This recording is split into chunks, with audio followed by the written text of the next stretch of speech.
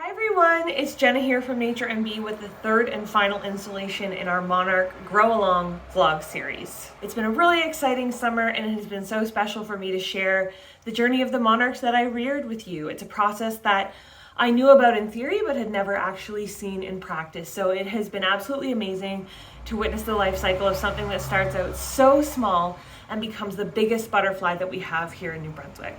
So you might be wondering, now that summer is drawing to an end, what does that actually mean for the monarch butterfly?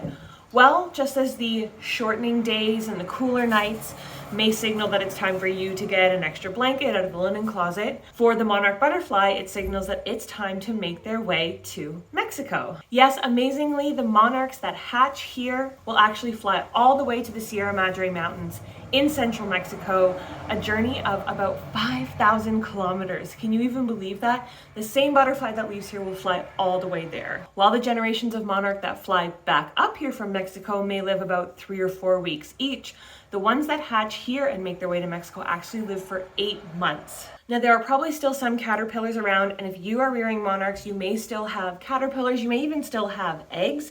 But generally speaking, monarchs are getting that little biological indication that now would be a really, really good time to seek warmer climates. And the reason for that is that our supply of nectaring plants is going to be running out over the next month or so. So we still have some wildflowers coming out right now. Obviously, we have asters, a bunch of different kinds of asters in New Brunswick.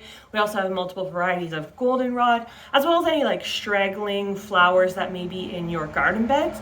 But generally speaking, once those supplies start to dwindle, the monarchs are going to head south in search of more abundant sources of nectaring plants. Now, just as I shared with you footage of little Ike as an egg, and then some more footage of caterpillars at different life stages, I took some footage of my caterpillars coming out of the chrysalis, hanging to dry, and then eventually being released in my backyard, which was a really, really exciting process. So let's cut to some of that footage now.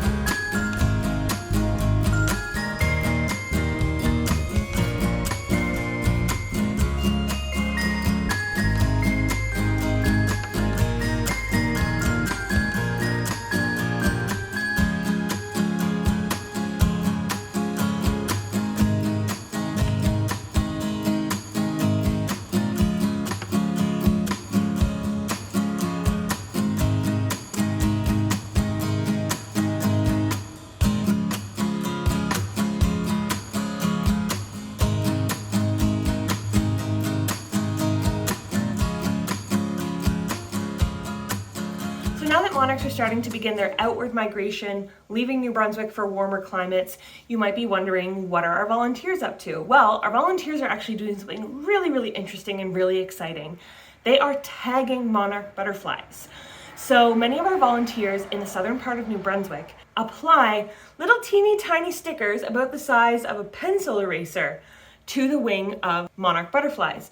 This doesn't hurt them. It's a biosafe adhesive that doesn't destroy the wings or impact their ability to fly in any way. But what it does allow us to do is see if any of the butterflies that leave here end up in the Sierra Madre Mountain. Obviously, there are a lot of reasons why butterflies may not make that trip. Predation, collision with human infrastructure, the use of pesticides, other factors like that.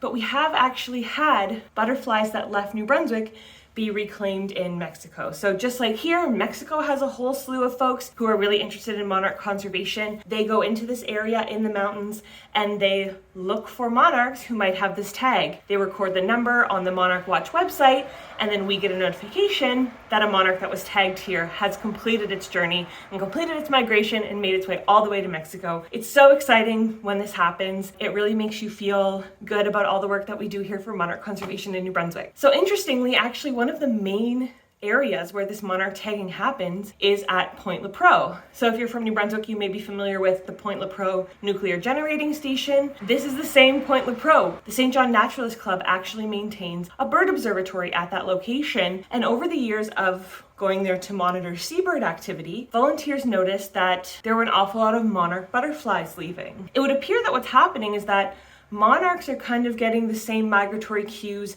as birds, that this area through southern New Brunswick makes a great natural corridor that brings you right out to the Bay of Fundy and the Gulf of Maine and then on down the coast. So just as many birds can be observed along that migratory route, so can monarch butterflies. So every year around this time, volunteers from the St. John Naturalist Club and other naturalist organizations will head there. They will catch butterflies, record a little bit of information about them, put a sticker on them, and then send them on their way. I actually got to do this last year, and it was really, really exciting and a really rewarding experience.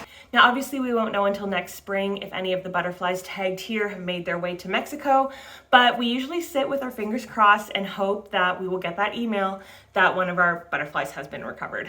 Now, going into fall, one thing that you can do to help monarch butterflies is plant swamp milkweed in your garden. And lucky for you, Nature MB gives away swamp milkweed seeds for free at naturemb.ca/milkweed. There are a few different ways that you can grow milkweed. You can prepare it in your fridge over winter, but you can also plant them directly in the ground at the same time that you would plant your tulip bulbs, so usually around late October. If you order seeds from us, you can always follow up with us if you want any more information, and we would be happy to share our expertise with you. Us at Nature MB have been planting milkweed for a few seasons now, so we've learned a few tips and tricks along the way that may help you have your milkweed successfully germinate. Thanks so much to everybody for following along this series this summer. It has been a real joy to bring this unique perspective on the monarch butterfly to all of our viewers. I really hope that you've enjoyed it.